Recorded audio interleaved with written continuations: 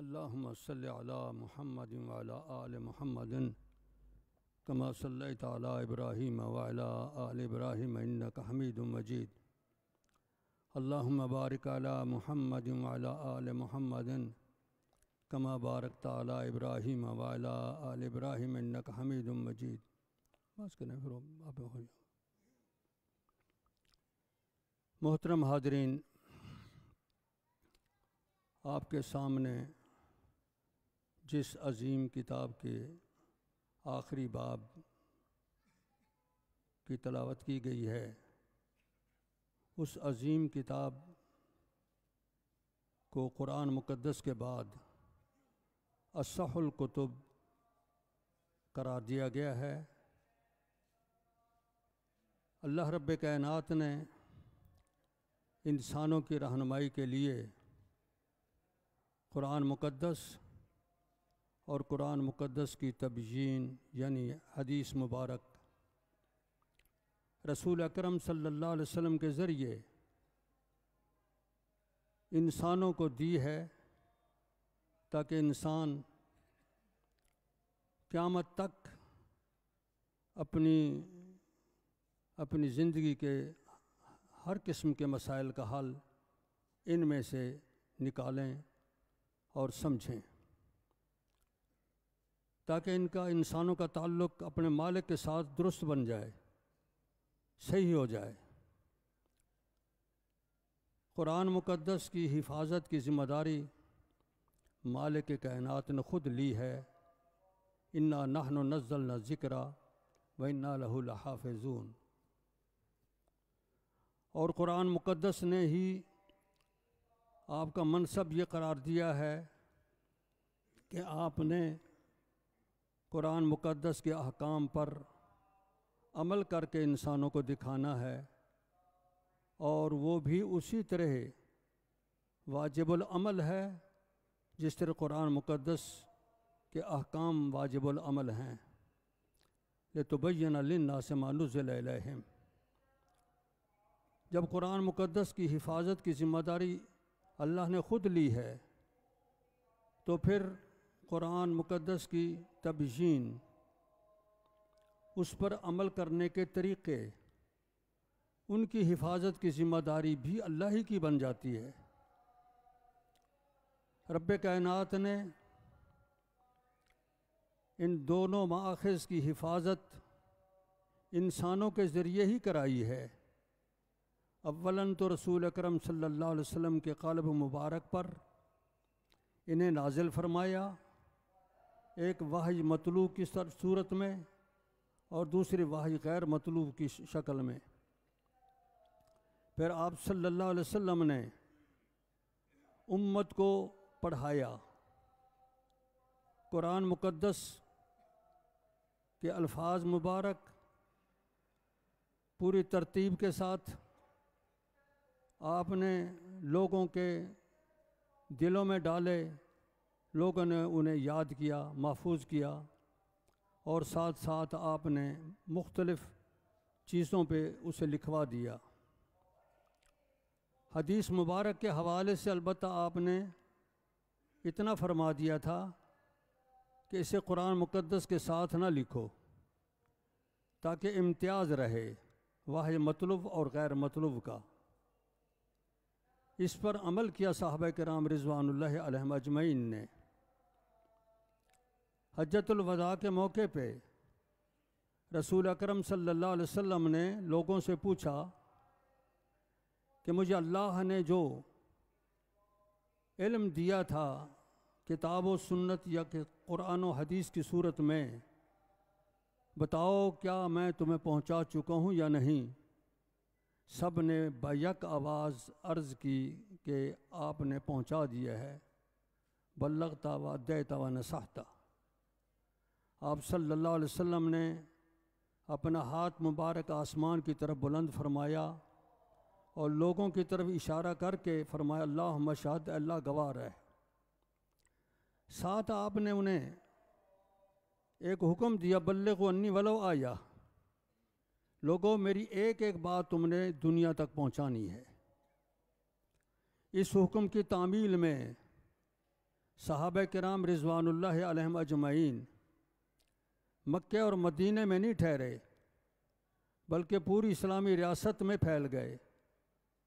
जो जो इस्लामी रियासत का शुरू हुआ, यानी इस्लामी रियासत फैलती चली गई, इसी तरह सहाबा किराम भी पूरी इस्लामी रियासत में फैल गए, जिहाद के लिए या तबलीग दीन के लिए। तो जो जहाँ गया वहाँ रसूल अकरम सल्लल्लाहु अलैहि वसल्लम की अहादीस मुबारक पहुँचाना शुरू की। ये एक फितरी और तबीई तरीका था कुरान मुक़द्दस और हदीस की हिफाजत का। इसके साथ साथ कुरान मुक़द्दस सैयदना अबू बकर सिद्दीक़ और सैयदना उमर ने उन चीज़ों से जिन पे रसूल अकरम सल्लल्लाहु अलैहि वसल्लम ने तहरीर कराई थी, फिर एक सहीफ़ा अल इमाम में उन्हें महफूज किया और सैयदना उस्मान ने पूरी इस्लामी रियासत में उसे फैला दिया। इस तरीके से कुरान मुक़द्दस का तहफ़्फ़ुज़ हो गया। और हदीस मुबारक, एक तो रसूल अकरम सल्लल्लाहु अलैहि वसल्लम की एक एक बात पे अमल होता था। इतने लोग जो एक अजीम इंसान की बात पे अमल करते हैं, क्या आप ये तसव्वुर कर सकते हैं उसकी बात महफूज नहीं है?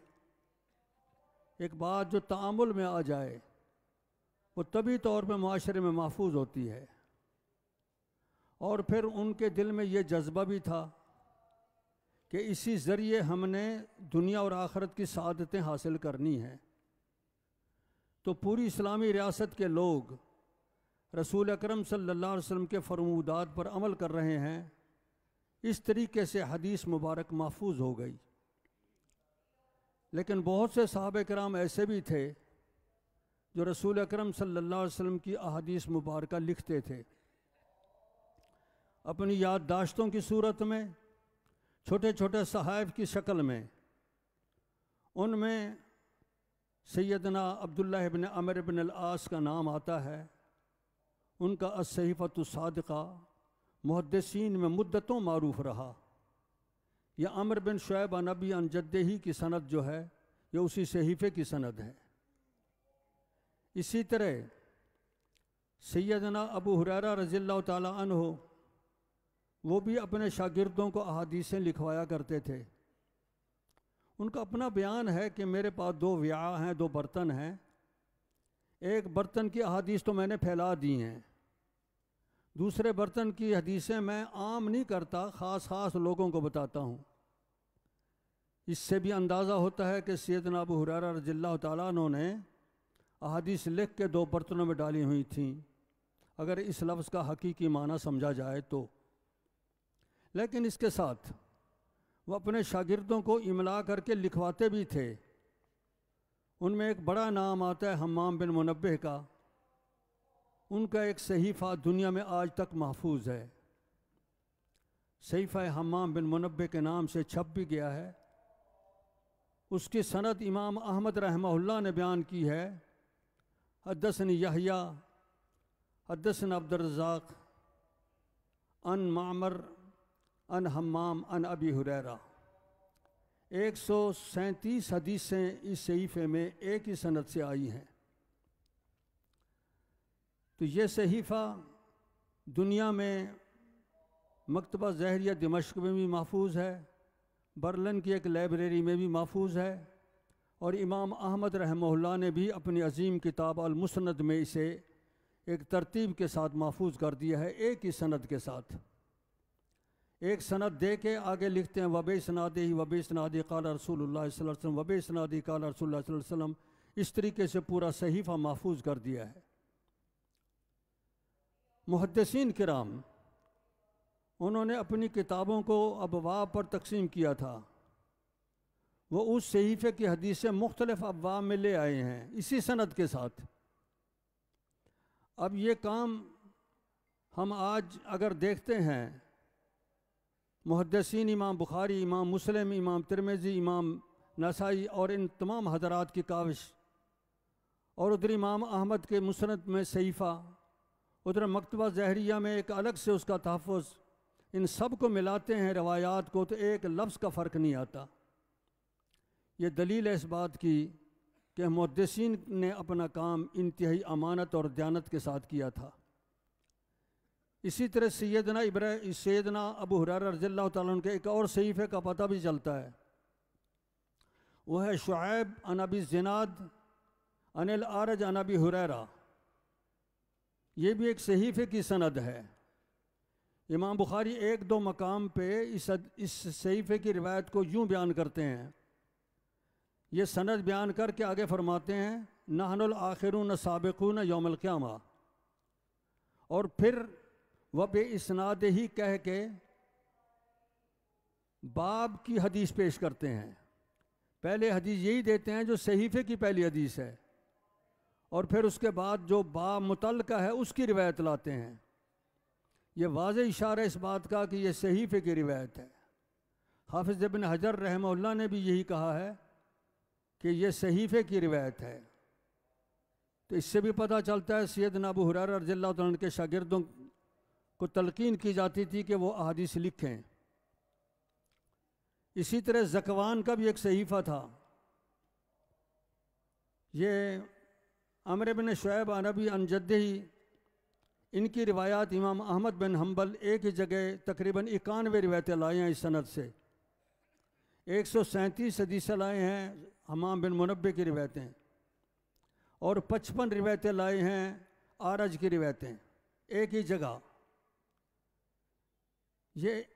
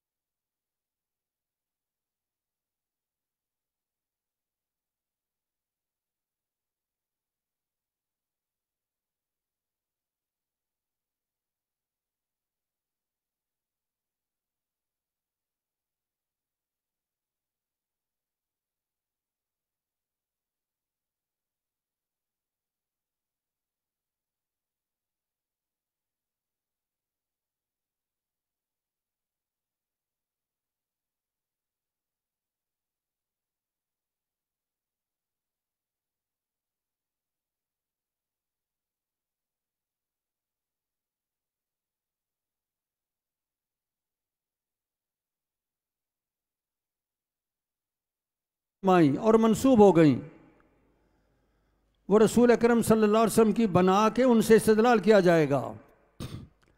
अल्लाह पाक ने मुहद्दिसीन के दिल में ये बात डाली कि अब तुमने इसकी छांटी करनी है। चुनाचे इमाम बुखारी रहमहुल्लाह जैसे उज़मा ने इस काम को सरअंजाम दिया और इस तरफ तवज्जो कई हवाले से उनकी मबजूल हुई। एक दिन उनके उस्ताद इसहाक बिन राहवह अपने मजलिस तहदीस में तशरीफ़ फरमा थे। उन्होंने इजहार किया कि हमारे सामने अहादीस के मजमूए मौजूद हैं, लेकिन इनसे इस्तिफ़ादा आम लोगों के लिए ज़रा मुश्किल हो रहा है। एक तो इम्तियाज़ नहीं है सही और गैर सही का, दूसरा उनसे फ़ायदा हासिल करना हर एक का काम नहीं। कोई साथी समझदार ये काम करे तो बहुत अच्छा रहेगा। इमाम बुखारी रहमतुल्लाह के दिल में आई कि ये काम मैंने करना है। फिर उन्होंने ख्वाब में देखा रसूल अकरम सल्लल्लाहु अलैहि वसल्लम को पंखा के ज़रिए मक्खियाँ हटा रहे हैं। इसकी ताबीर भी मुअब्बिरीन ने यही दी कि अल्लाह रब्बे करीम तुमसे ऐसा काम लेगा जिससे रसूल अकरम सल्लल्लाहु अलैहि वसल्लम की तरफ गलत निस्बत करने वाले लोगों को तुम आप हटा दोगे। तो इस हवाले से भी उनके दिल में ये बात मजबूत बैठी कि मैंने ये काम करना है। अलबत्ता उनके सामने जो बातें आईं इस अंदाज की कि कज़ा में, फतावी में, मसाइल के बताने में बाज़ इलाक़ों में ये रिवाज हो चला कि जिस मसले में हदीस रसूल किसी के पास नहीं है तो वह अपने उस्ताद की बातों को मद्देनज़र रख के उनमें से इस्तिखराज करते, उनसे इस्तिंबात करते। एक तो इमाम बुखारी रहमतुल्लाह ने यह महसूस किया कि बाज़ इलाक़ों में ये काम शुरू हो चुका है, बिलखुसूस उन लोगों की तरफ से जो हुकूमती मनासिब भी आ चुके थे। इमाम साहब ने वो तरीक़ जो सहाबा किराम के दौर में था कि हर नया पेश आने वाला मसला उसको रसूल अकरम सल्लल्लाहु अलैहि वसल्लम के अल्फाज से हल किया जाए। कोई इंसान अपनी ज़ाती राय को मद्देनज़र न रखे, न ही किसी गैर मासूम इंसान को यह मकाम मिलना चाहिए कि उसकी सब बातें कही हुई दुरुस्त हों और उन्हीं बातों में से ये समझा जाए कि उसके सामने फ़लाँ ज़ाब्ता है, लिहाजा ज़ाब्ते के तहत हम आगे तखरीज करेंगे। यह मकाम किसी को नहीं मिलना चाहिए सिवा इमामुल अंबिया मोहम्मद रसूलुल्लाह सल्लल्लाहु अलैहि वसल्लम के।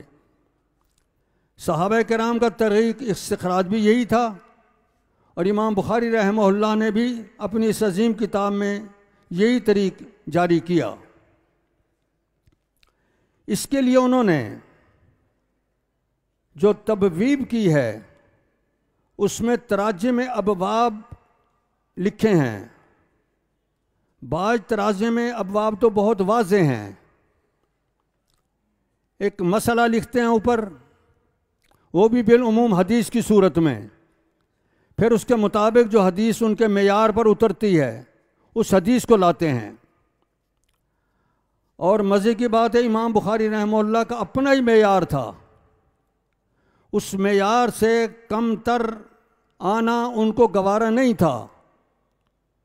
उस मेयार का इस्तिखराज हमने मुहद्दिसीन ने एक तो उस नाम से किया है जो उन्होंने अपनी इस अजीम किताब का रखा, दूसरा पूरी किताब के इस्तिक़रा से, तलाश से कि उन्होंने किस अंदाज की सनदें दी हैं उससे इस्तिंबात किया है। उनके नाम रखने से तो इस तरह कि उन्होंने अपनी किताब का नाम रखा अल जामे अल मुसनद अस सही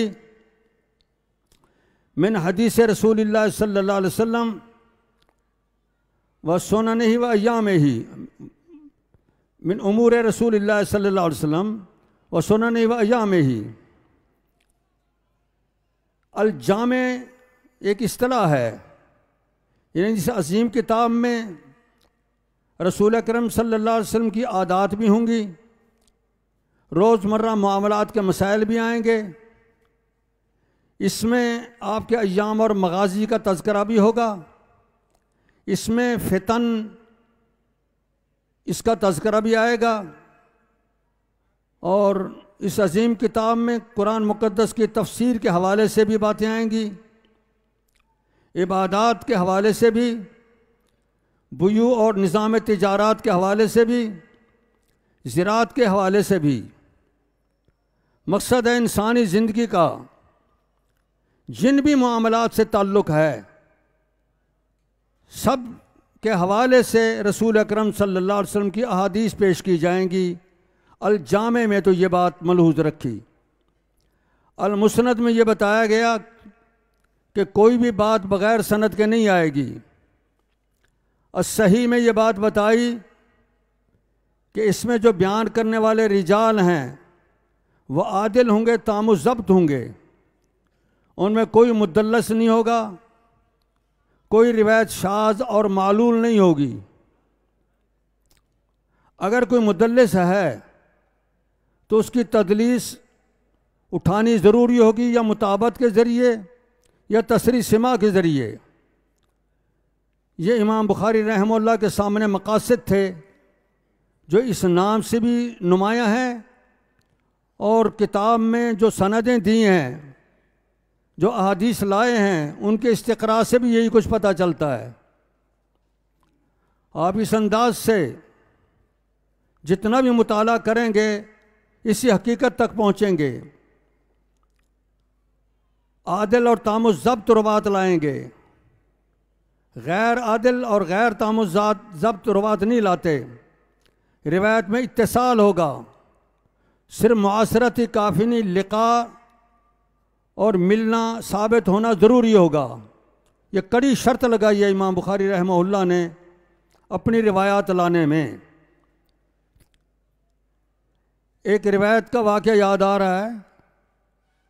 एक शख्स ने मेरे सामने एक दिन अर्ज़ कहा कि तुम जो इमाम सैयदना अबू बकर, सैयदना उमर, सैयदना अली के फ़ज़ाइल में एक रिवायत बयान करते हो सही बुखारी की कि आप सल्लल्लाहु अलैहि वसल्लम ओहद पहाड़ पे तशरीफ़ फरमा थे, ओहद झूम उठा, आपने उसे अपना कदम मुबारक की ज़रब लगाई और फरमाया उस्कुन ओहद मा अलैका इल्ला नबी व सिद्दीक़ व शहीदान। ओहद आराम कर, तेरे ऊपर एक नबी है, एक सिद्दीक़ है, 2 शहीद हैं, तेरी तो बहुत बड़ी किस्मत है। ये जबल ओहद आपकी बातें समझता था। रसूल अकरम सल्लल्लाहु अलैहि वसल्लम के एक मौके पर इरशाद है कि ओहद जबल युहिब्बुना व नुहिब्बुहु, ये ओहद पहाड़ हम इससे मोहब्बत करते हैं और ये हमसे मोहब्बत करता है। हम इसको हकीकी माने में लेते हैं, लेकिन एक पहाड़ का आपके साथ मोहब्बत करना उसके अपने हाल के मुताबिक है, इंसानों का मोहब्बत करना उनके हाल के मुताबिक। तो रसूल अकरम सल्लल्लाहु अलैहि वसल्लम ने उसको बता दिया कि तेरे ऊपर एक नबी है, एक सिद्दीक़ है, 2 शहीद हैं। उस शख्स ने कहा कि ये रिवायत ज़ईफ़ है। मैंने कहा किस तरह ज़ईफ़ है? कहने लगा सईद बिन अबी अरूबा इसमें मुदल्लिस है, और 3 जगह बुखारी में ये रिवायत मौजूद है, तीनों जगह अन से लाया है। मैंने उससे कहा भाई मुताबत मौजूद है, सही पूछें तो उस वक़्त मुझे मालूम नहीं था कि मुताबत है या नहीं, लेकिन मुझे इमाम बुखारी रहमहुल्लाह के सनी पे एतमाद था कि जब यहाँ तसरी सिमा की नहीं है तो लाजमन मुताबत होगी। उसने कहा मुझे मुताबत दिखा दें फिर मैं मान जाऊँगा। वो एक राफजी था और किताब लिख रहा था। मैंने मुसनद अहमद उठाई। मुसनद अहमद में सैयदना अनस रज़ियल्लाहु ताला अन्हु की मुसनद में ये रिवायत मौजूद है। वहाँ कतादा से शोबा रिवायत करते हैं, या अन शोबा अन कतादा अन अनस। तो मैंने कहा ये देख, शोबा जो है ये कतादा की तदलीस को भी उठाता है और ख़ुद भी गैर मुदल्लिस है, और सईद बिन अबू अरबा का मुताबे मिल गया। उसने कहा कि मैं ये रिवायत लिख चुका था कि ये ज़ईफ़ है, मैं अब जाके अपनी किताब से काट दूंगा, वाकई सही है सनद। तो मकसद मेरा ये है कि इमाम बुखारी रहमहुल्लाह कोई रिवायत ऐसी नहीं लाते थे किसी मुदल्लिस की जिसमें तसरीह सिमा की ना हो या मुतावत ना पाई जाए। इसी हवाले से एक बात और ज़हन में आ रही है, इमरान बिन हित्तान एक खारजी है और बदतरीन अकीदे का हामिल है, उसकी रिवायत इमाम बुखारी ले आए हैं अपनी किताब में। यह भी एतराज़ किया गया है कि खारजी की रिवायत क्यों आ गई। उसका भी जवाब ये है कि एहतजाज में नहीं लाए, यही रिवायत पहले इमाम बुखारी दीगर साहबे कराम और दीगर सनद से साबित कर चुके हैं। मुताबत के तौर पे, शाहिद के तौर पे इसकी रिवायत आई है, लेकिन एक बात मलहूज रहे, रिवायत में सिद्क पर रिवायतें चलती हैं, सच्चाई पर। और खारजियों का तो अकीदा था कि झूठ बोलना जब काफिर बनना है, लिहाजा वो कज़िब को, झूठ बोलने को कुफ्र कहते थे। तो खारजी जब रिवायत बयान करेगा और उसके मसलक की तायीद नहीं है तो उस रिवायत को इमाम बुखारी ने कबूल कर लिया, कौन सा जुर्म किया है? क्योंकि रिवायत की बुनियाद सिद्क पर होती है। फिर ये अकेला भी नहीं है, इसके साथ दूसरे मौजूद हैं। अलबत्ता कुछ उलमा ने यह भी कहा है कि इमरान बिन हित्तान आखिरी दौर में इसने खुरूज से तौबा कर ली थी, ऐन मुमकिन है ये भी हो, वल्लाहु आलम। बहरहाल इमाम बुखारी रहमहुल्लाह की रवायात में, सनदों में आला तरीन मेयार मौजूद है। यही वजह है कि उनकी अक्सर सनदें रुबाइयात हैं। खुमासी यानी 5 वास्ते वाली या 6 वाली, 7 वाली, 7 और 8 वाली तो बहुत थोड़ी हैं। 9 वास्तों वाली सिर्फ एक सनद है। सुलासियात इमाम बुखारी के दौर के लोगों में सबसे ज़्यादा हैं। यही सियासता वाले मुआसिर हैं इमाम बुखारी रहमहुल्लाह के। इनकी किताबों में सुलासियात नहीं है। इमाम इब्न माजा के यहाँ 5 रिवायतें हैं, वो भी सनदन कमज़ोर हैं, सुलासी। इमाम तिरमिज़ी के यहाँ 1 रिवायत है सिर्फ। इमाम मुस्लिम, अबू दाऊद और नसाई में कोई रिवायत नहीं। इमाम बुखारी के यहाँ 22 रिवायतें सुलासी हैं। इससे अंदाज़ा होता है कि इमाम बुखारी रहमहुल्लाह की तलाश उलूफ के लिए, आलिया सानीद के लिए कितनी ज़्यादा थी कि वो इस्लामी रियासत के दूर दराज इलाकों में पहुँचे जहाँ वो मुअम्मर तरीन बुज़ुर्गों को मिले, को मिले और उनसे रिवायतें हासिल की। इसलिए उनके वास्ते थोड़े रहे। मुअम्मर तरीन रवात की बात आई है तो इससे हमें एक और बात का भी पता चलता है। इमाम अहमद रहमहुल्लाह को इमाम बुखारी मिले हैं, लेकिन उनकी रिवायतें बुखारी में सिर्फ 2 दी हैं। उसकी क्या वजह है? उसकी वजह भी यही है, तलब उलूफ, कि जब बगदाद में इमाम बुखारी पहली दफ़ा गए उस वक्त इमाम अहमद के उस्ताद मौजूद थे। इमाम बुखारी ने अहादीस इमाम अहमद के असातिज़ा से सुन ली, उन्हीं के हवाले से रिवायत सही बुखारी में लाए हैं। इमाम अहमद का अपना वास्ता छोड़ दिया है। तो ये तलब उलूफ की वजह से था। इसी बुनियाद पे इमाम बुखारी रहमहुल्लाह के यहाँ ऐसी रिवायतों की कसरत है जिनमें 4 वास्ते हैं, यानी इमाम बुखारी और रसूल अकरम सल्लल्लाहु अलैहि वसल्लम के दरमियान। जितने वास्ते कम होंगे उनकी तहकीक भी आसान हो जाएगी और कुछ तहफ़्फ़ुज़ भी होगा कि रिवायत बिल्कुल दुरुस्त है। फिर इमाम बुखारी रहमहुल्लाह सिर्फ सनद के हवाले से ही ये एहतमाम नहीं फरमाते, बल्कि तर्जमतुल बाब में ऐसी बातें ले आते हैं जो आम हालात में इंसानों के लिए समझना बहुत मुश्किल होता है।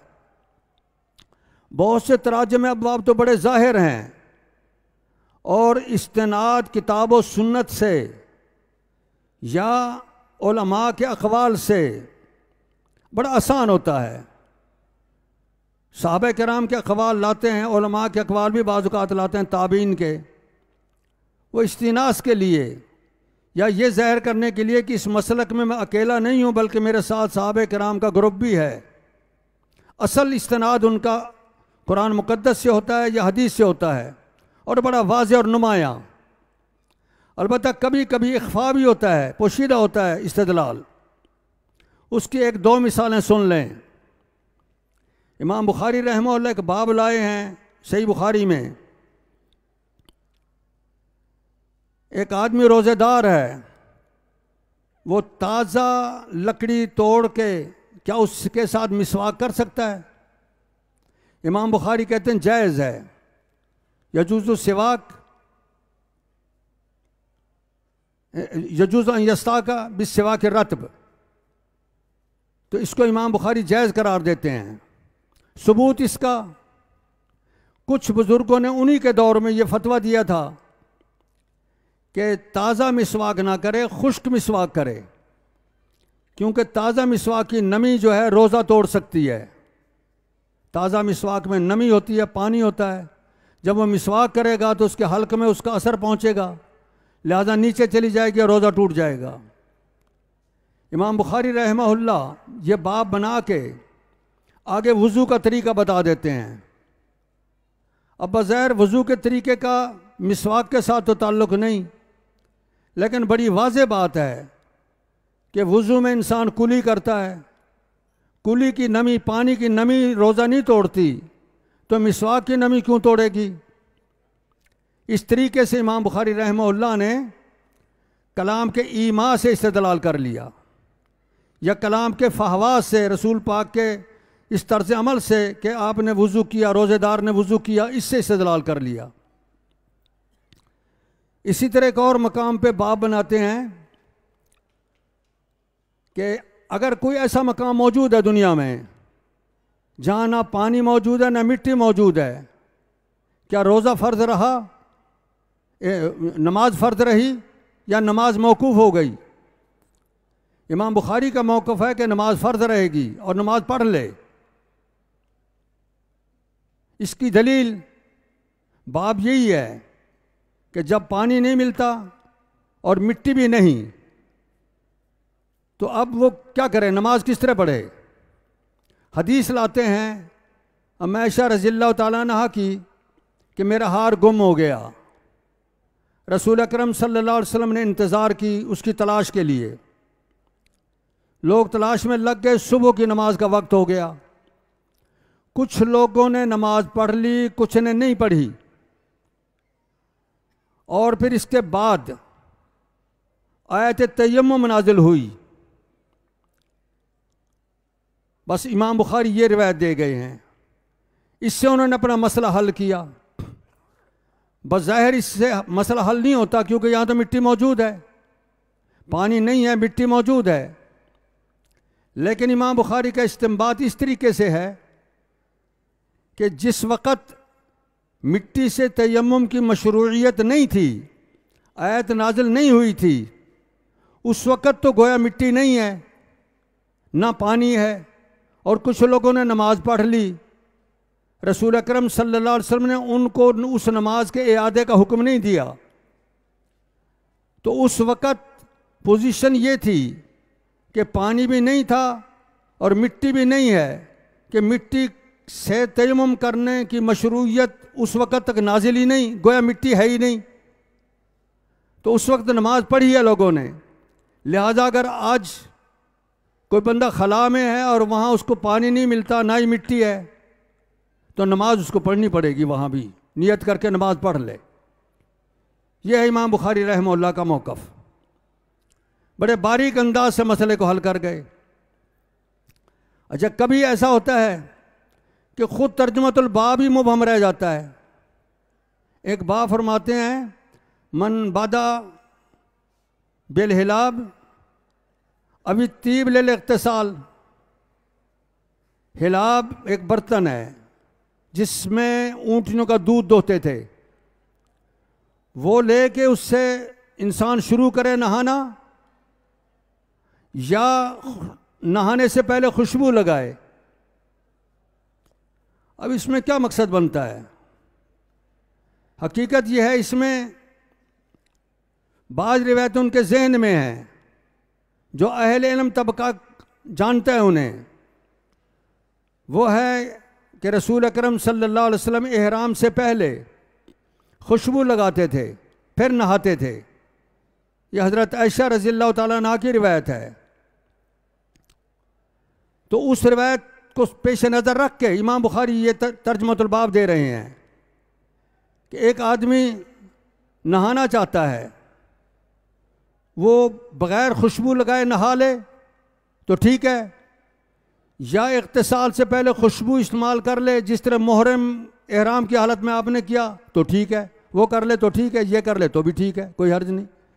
तो तर्जमतुल बाब का मफ़हूम समझ आ गया।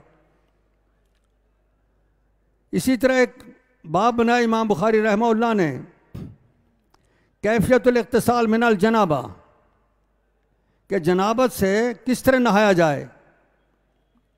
आगे रिवायत देते हैं, एक औरत आई रसूल अकरम सल्लल्लाहु अलैहि वसल्लम की खिदमत अक़दस में, अर्ज़ की, या रसूलल्लाह सल्लल्लाहु अलैहि वसल्लम, मैं कैफ़ अग़्तसिल मिनल महीज़, हैज़ से मैं किस तरह नहाऊं। आपने फरमाया, जो वहाँ बुखारी में रिवायत है, सुम्मा खुज़ी फ़िरसत मुमस्सकतन फ़ततहरी बिहा, कि एक पंबा खुशबूदार ले और उससे तहारत हासिल कर।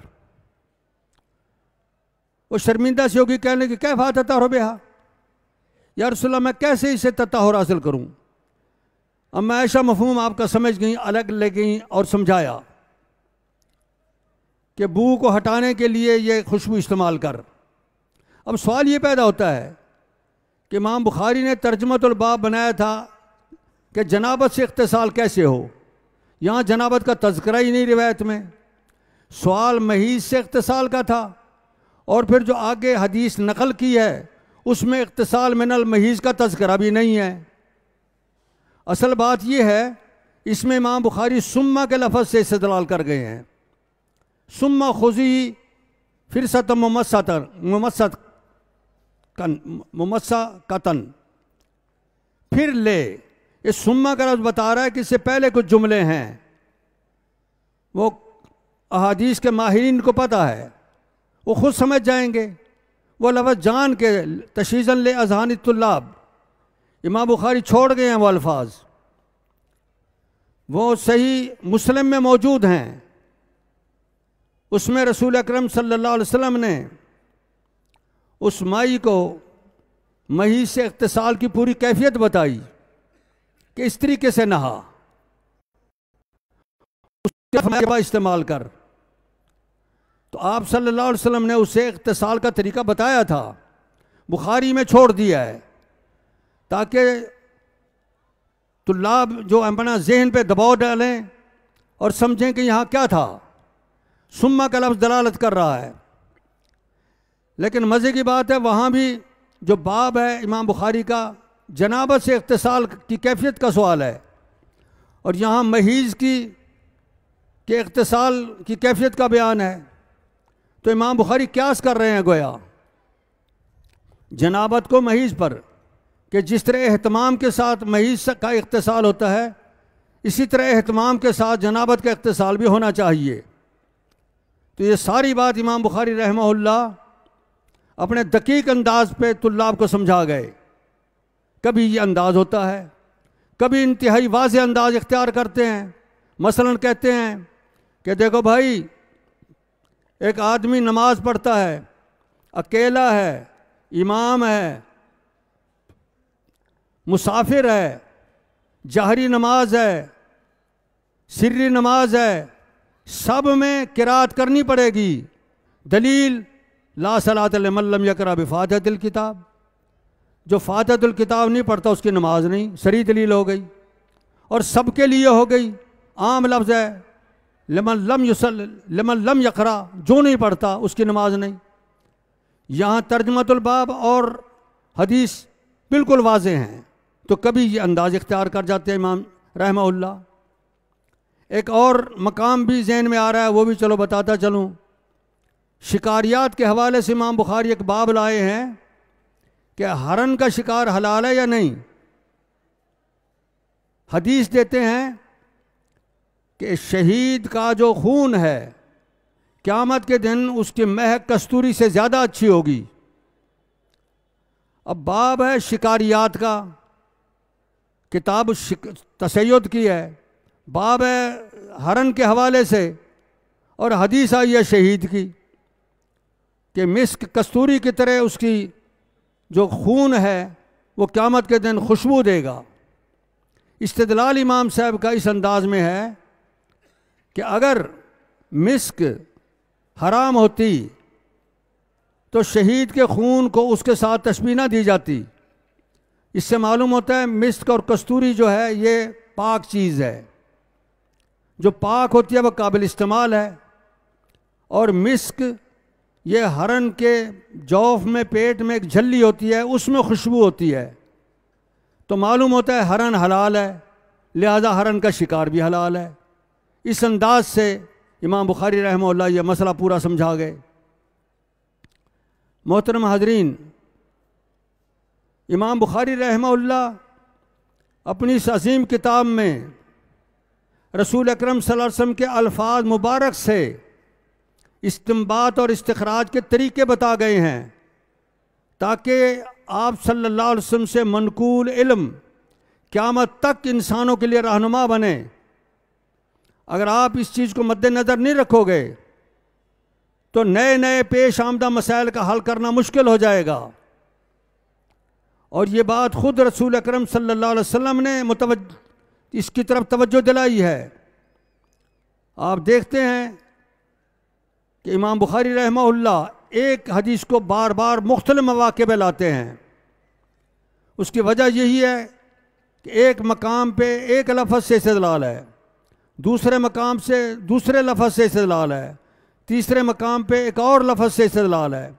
हदीस में जितने अल्फाज आते हैं जो रसूल पाक के फरमूद हैं, सबसे उनका इस्तिंबात होता है मसाइल का। बाद रिवायतें 35-35 मकाम पे भी लाए हैं। अल-वलाउ लिमन आता का वाली रिवायत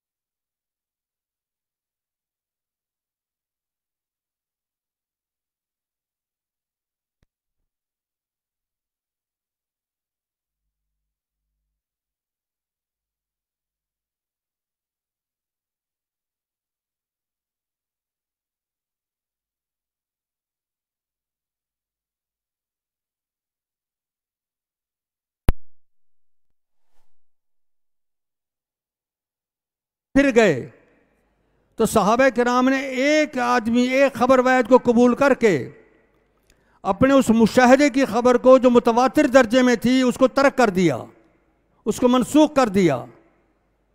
इमाम बुखारी से इस्तिंबात करते हैं कि अगर किसी वाक़े में रसूल पाक सल्लल्लाहु अलैहि वसल्लम से एक सहाबी की रिवायत आ जाए, सनद सही है, उसको कबूल किया जाएगा, उसको मुस्तरद नहीं कर सकते। इसी तरीके से एक और ज़ाब्ता घड़ लिया कि अगर एक रावी अपनी रिवायत के खिलाफ अमल करे या अपनी रिवायत के खिलाफ फतवा दे, उसकी रिवायत नाकाबिल कबूल बन जाती है। इसकी दो मिसालें मैं अर्ज करता हूं आपके सामने। एक है हदीस ख्यार मजलिस बै में। हदीस में है कि दो आदमी दो फरीक बै करते हैं, इजाब कबूल हो गया, जब तक उस मजलिस में खड़े हैं दोनों को इख्तियार है, वो मुस्तरद कर सकते हैं। लेकिन अहनाफ ने इसे कबूल नहीं किया। वो कहते हैं कि निकाह एक अक़द है, ये भी एक अक़द है, बै एक अक़द है। औफू बिलउक़ूद, जब बै हो गई अक़द को पूरा करो। जिस तरह निकाह एक अक़द है उसे पूरा किया जाता है और ख्यार मजलिस अक़द निकाह में नहीं, लिहाजा अक़द निकाह पे क्यास करके बै के अक़द को हम नहीं मानेंगे, ख्यार मजलिस नहीं मानेंगे कि जब तक उस मजलिस में खड़े हैं उस वक्त तक उनको इख्तियार है, बल्कि जो ही बै पुख्ता हुई, ईजाब कबूल हुआ और दूसरी बात शुरू हुई, ख़त्म हो गया, बै पुख्ता हो गई, अब ख्यार ख़त्म है। अब चूंकि हदीस में मौजूद है, सैयदना अब्दुल्लाह बिन उमर की रिवायत है कि ख्यार मजलिस है। इमाम बुखारी रहमहुल्लाह उनके इस ज़ाब्ते कानून को नहीं मानते। वो साबित कर जाते हैं कि ख्यार मजलिस है। बाकी रहा अक़द निकाह पे क्यास करना, जहाँ नस आ जाए वहाँ क्यास की ज़रूरत ही नहीं रहती, इसलिए ये क्यास ही मुस्तरद है। क्योंकि क्यास में शर्त यह है कि जिसको तुम क्यास कर रहे हो उसमें खुद नस मौजूद ना हो। अगर नस मौजूद है तो फिर क्यास करने की ज़रूरत ही नहीं। तो ख्यार मजलिस फिल बै में नस मौजूद है, इसलिए पुख्तगी अक़द फिन निकाह पर क्यास करने की ज़रूरत नहीं है। इसी तरह एक और ज़ाब्ता है,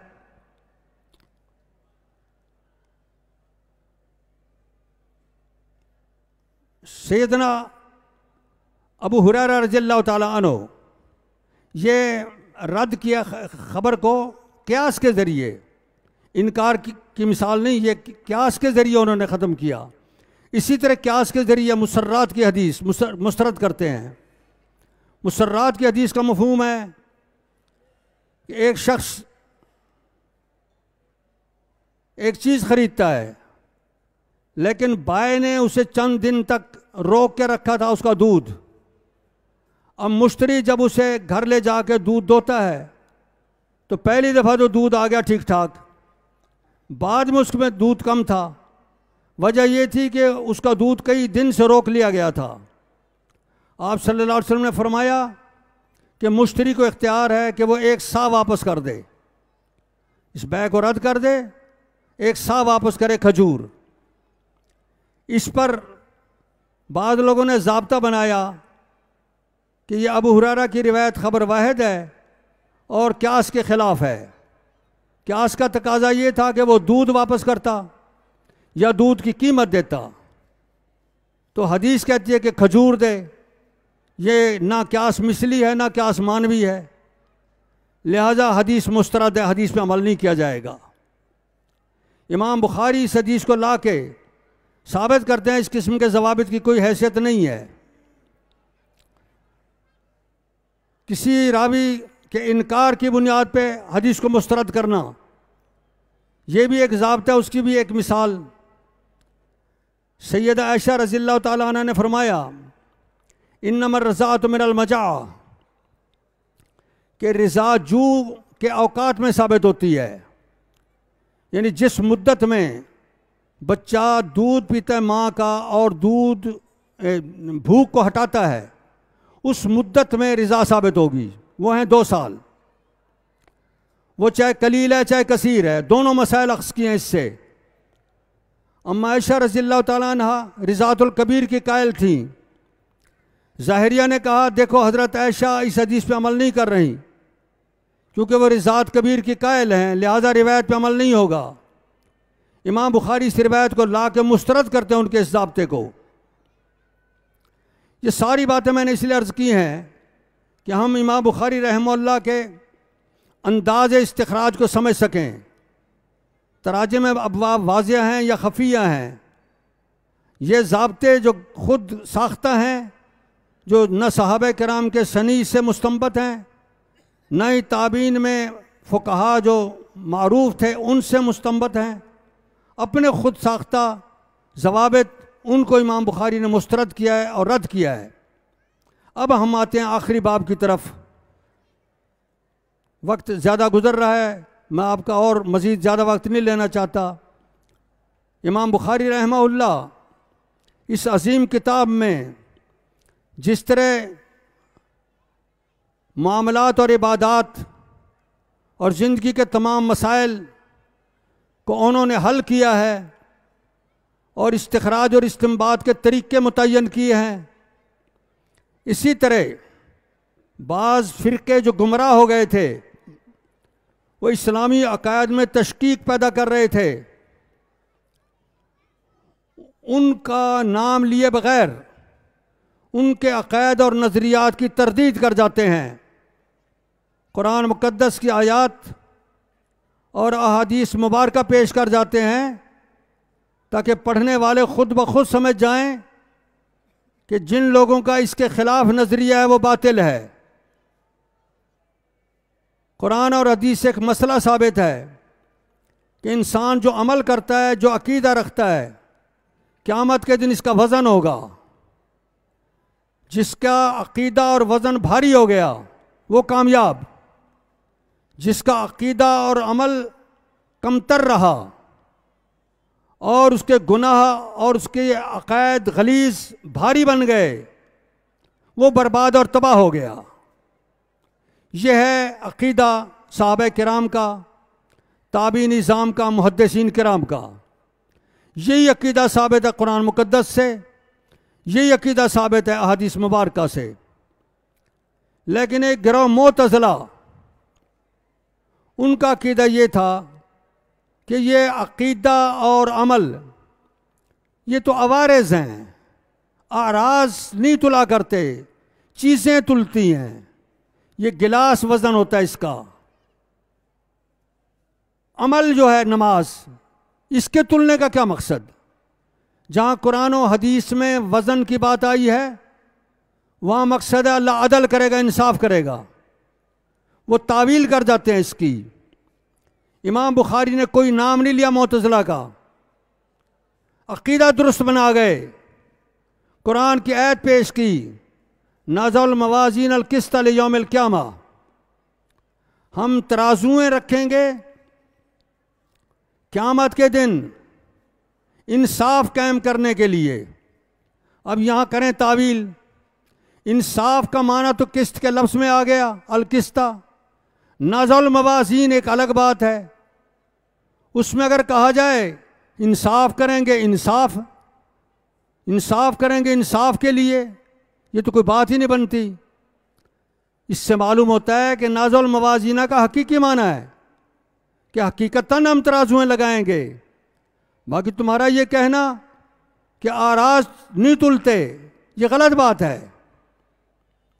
अल्लाह की मीज़ान, उसमें हर चीज़ तुल सकती है, उसमें मादी चीज़ें भी तुल सकती हैं, उसमें अहवाल और आरास, उनकी कैफियत और कमियात, वो सारा वज़न हो सकता है।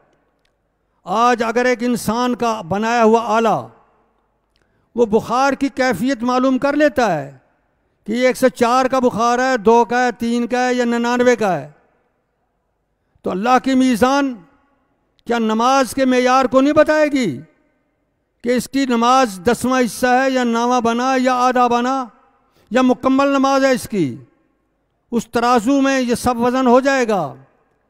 कमियत का वज़न भी हो जाएगा और कैफियत का वज़न भी हो जाएगा। और इंसान के अक़ीदा, इसके अक़ीदे में कितनी पुख्तगी है, कितना कमज़ोरी है, कितना ये मामूली बात से घबरा जाता है या कितना ठोस अक़ीदा है, इस सब कुछ का वज़न हो जाएगा क़यामत के दिन। अरे तू इंसान अपने ज़हनी काविश से एक छोटी सी चीज़ में बड़ी बड़ी लाइब्रेरियाँ, लाखों किताबें उसके अंदर समो देता है। इंसानी जहन छोटी सी डिस्क में कितनी बड़ी बड़ी लाइब्रेरियाँ आ जाती हैं। ये इंसान ने अपने जहन से सोचा। आप निकालें, कंप्यूटर में एक नुक्ता होता है, उस नुक्ते को फैलाते चले जाएं, फैलाते चले जाएं, लाइब्रेरी आ जाती है, किताबें आ जाती हैं, किताबों के सफ़ात आ जाते हैं, उनमें तहरीरें आ जाती हैं। ये इंसान की सोच है। इंसान ने इतना कुछ कर लिया है, तो क्या अल्लाह रब्बे करीम हजर अस्वद के पत्थर में ये इस्तेदाद और सलाहियत नहीं पैदा कर सकता कि जो भी तेरे सामने आए उनका डेटा महफूज करता चला जा, कि ये तेरे सामने आया था और इसमें ईमान था या रियाकारी के तौर पे आया था। ये क़यामत के दिन गवाही देगा कि अल्लाह, ये इंसान मेरे सामने आया था और इसने मुझे चूमा था या मेरी तरफ इशारा किया था, मेरी तरफ हाथ किया था, इसके दिल में क्या था, ये सारी चीज़ें अल्लाह रब्बे करीम ने उसके अंदर समो दी हैं। तो ये मिसालें हमारे सामने आज मौजूद हैं। इसलिए आज ये मानना तो कोई मुश्किल ही नहीं। मुहद्दिसीन ने तो मुअतज़िला की बात को उस वक्त भी मुस्तरद कर दिया था कि हम मानते हैं कि अल्लाह पाक ने फरमा दिया है कि हम आमाल का वज़न करेंगे, अक़ीदे का वज़न करेंगे, हमारा यकीन और ईमान है। इस बुनियाद पर इमाम बुखारी ने फरमाया, अन्ना आमाल बनी आदम व कौलम यूज़न, इंसानों के आमाल और उनका कहा ये वज़न किया जाएगा। कहा में कुरान की तलावत भी आ जाती है। एक और मसला भी बीच में ज़िमनन हल कर गए कि कुरान मुक़द्दस जो अल्लाह की सिफत है वो गैर मखलूक और कदीम है, लेकिन हम जो पढ़ते हैं, हमारी तलावत, हमारा फ़ेल है, ये मखलूक है, इसको हम कदीम नहीं कह सकते। तलावती ये मेरा फ़ेल है और खलक़कुम वमा तामलून, हमारे फ़ेल को अल्लाह पाक ने पैदा किया है। ये मसला भी वह कौलम यूज़न में बयान करके गोया। काला मुजाहिद अल किस्तास अल आदल बिल रूमिया, इमाम बुखारी रहमतुल्लाह की आदत मुबारक है, एक लफ्ज़ जो आता है ना उसके करीबी अल्फाज के मानी बता जाते हैं। अल किस्ता का लफ्ज़ जो आया था आयत में, तो किस्तास का माना बता गए कि रूमी ज़ुबान में अदल को कहते हैं, तो किस्ता का माना अदल हो गया। इसमें एक और बात का इशारा भी मौजूद है कि हमें कुरान की तफसीर में मुजाहिद ऐसे मुफस्सिरीन की तफसीर नकल करनी पड़ेगी जो लोग अवैल मुफस्सिरीन की आरा को, सहाबा किराम के फ़हम को, ताबीन निज़ाम के फ़हम कुरान को मद्देनज़र नहीं रखते और अपने अंदाज पे कुरान सोचने की कोशिश करते हैं। उनका नतीजा भी तो ये है कि वो कहते हैं ये नमाज जो थी ना, ये एक ट्रेनिंग थी। उस दौर में लोग तलवार की जंग लड़ते थे, भागना पड़ता था, उठना पड़ता था, नीचे बैठना उठना पड़ता था, जल्दी जल्दी उसकी प्रैक्टिस कराई जाती थी। ये कोई इबादत रब्बानी नहीं है। उनका जहन बेचारों का इस हद तक पहुंचा है। क्यों? इसलिए कि इन्होंने कुरान को समझना सिर्फ अपनी अक़ल पे मुनहसर कर लिया, इसलिए ये ठोकरें खा रहे हैं। और ये आज के मुअतज़िला हैं, ये जितने मुनकरीन हदीस फिरते हैं। आगे इमाम बुखारी रहमतुल्लाह फरमाते हैं कि अल किस्त मस्तरुल मुक़सिद, कि किस्त जो है मुक़सिद का माखज़ है। मुक़सिद का मस्तर तो इकसात है और इकसात का मस्तर किस्त है। तो मस्तरुल मस्तर था, इसलिए फरमाया अल किस्त मस्तरुल मुक़सिद। वहुवल आदिल, मुक़सिद का माना जब बाब इफ़ाल में आ जाता है तो आदिल का माना बन जाता है, मुनसिफ का माना बन जाता है। और कासित अगर मुजर्रद है फवल जायर, वो जालिम है। कासता और अक्सता का माने में फ़र्क यही पड़ गया। कासाता का माना दूसरा हिस्सा, दूसरे का हिस्सा लेना, ये जुल्म है। अक्साता का माना है दूसरे का हिस्सा दे देना, ये अदल है। हदीस पेश की, हद्दसना अहमद इब्न इश्काब। ये हदीस इमाम बुखारी 3 जगह लाए हैं बुखारी शरीफ में, उस्ताद कुतैबा के हवाले से, उस्ताद ज़ुहैर बिन हर्ब के हवाले से, और इस जगह अहमद बिन इश्काब के हवाले से। एक दावात में फजल तस्बीह में लाए, अल-ऐमान व नुज़ूर में लाए। वो मकामात तुल्लाब पहले पढ़ चुके हैं। तस्बीह की फजीलत इस हदीस में मौजूद है। इस बिना पे दूसरी सनद से वहाँ ले आए, और इसमें यमीन और नज़र का मसले का हल भी है, इसलिए ऐमान और अंजार में भी लाए। एक और उस्ताद के हवाले से यहाँ वज़न अमाल की बात थी, यहाँ अहमद बिन इश्काब की रिवायत ले आए। वो मोहम्मद बिन फुज़ैल से रिवायत करते हैं। मुतार सनद यहाँ मोहम्मद बिन फुज़ैल है, इससे रिवायत फैल गई है। इमाम बुखारी के 3 उस्ताद हैं, इमाम तिरमिज़ी का अपना उस्ताद है, इमाम मुस्लिम का अपना उस्ताद है। मोहम्मद बिन फुज़ैल से रिवायत आम हो गई है, मशहूर हो गई है। ऊपर तफर्रुद सिफ़ात अल मखलूक, अल्लाह अर्श पे होते हुए नुज़ूल इला समाए दुनिया फरमाता है। यंज़िल इला समाए दुनिया वह मुस्तमिन अलल अर्श। उस वक़्त भी ये मखलूक है, अगर वो कराची में है तो मुल्तान में नहीं, मुल्तान में है तो लाहौर में नहीं, ये मखलूक की बात है। अल्लाह के लिए ये बात नहीं है। अल्लाह अर्श पे मुस्तवी होते हुए आसमान दुनिया पे नुज़ूल फरमाता है, जिस तरह हदीस में आता है। अल्लाह का यद है, हाथ है अल्लाह का, तबारकल्लज़ी बियदिहिल मुल्क। लेकिन मखलूक के हाथ के मुशाबे नहीं किसी भी बात में, ना कमियत में ना कैफियत में। अल्लाह का वजह है, कुल्लु शैन हालिकुन इल्ला वजह, लेकिन अल्लाह के वजह को किसी मखलूक के वजह के साथ तशबीह देनी जायज़ नहीं, ना कमियत में ना कैफियत में। वो अपनी ज़ात में, अपनी सिफ़ात में ला युशाबिहुल मखलूक, किसी मखलूक के मुशाबे नहीं है। इसलिए वो मोहब्बत करता है, लेकिन मखलूक की मोहब्बत के साथ उसकी मोहब्बत मुशाबे नहीं, वो अपनी शान के मुताबिक मोहब्बत करता है। हबीबतान इलर रहमान सकीलतान फिल मीज़ान, वो 2 जुमले मीज़ान में भारी होते हैं। कौन से 2 जुमले हैं? सुबहान अल्लाह व बिहम्दिही सुबहान अल्लाहिल अज़ीम। मेरे सारे भाइयों एक दफ़ा ये जिक्र कर लो, सुबहान अल्लाह व बिहम्दिही सुबहान अल्लाहिल अज़ीम। पाक है अल्लाह की ज़ात हर किस्म के ऐब से, हर किस्म के नक़स से, जो बहुत अजीम है। और पूरी कायनात को जो कमालात, जो चीज़ें, जो नेमतें मिल रही हैं, सब उसी की तरफ से हैं। ये सुबहान अल्लाह व बिहम्दिही का माना, वो पाक है ऐब और नक़स से, और कमाल की तमाम सिफ़तों का मालिक है। सबको जो मिल रहा है उसकी तरफ से मिल रहा है। अल्लाह रब्बे करीम हमें अपने ज़िक्र की तौफ़ीक़ से नवाज़े। व आख़िर दावा या अनिल हम्दुलिल्लाहि रब्बिल आलमीन।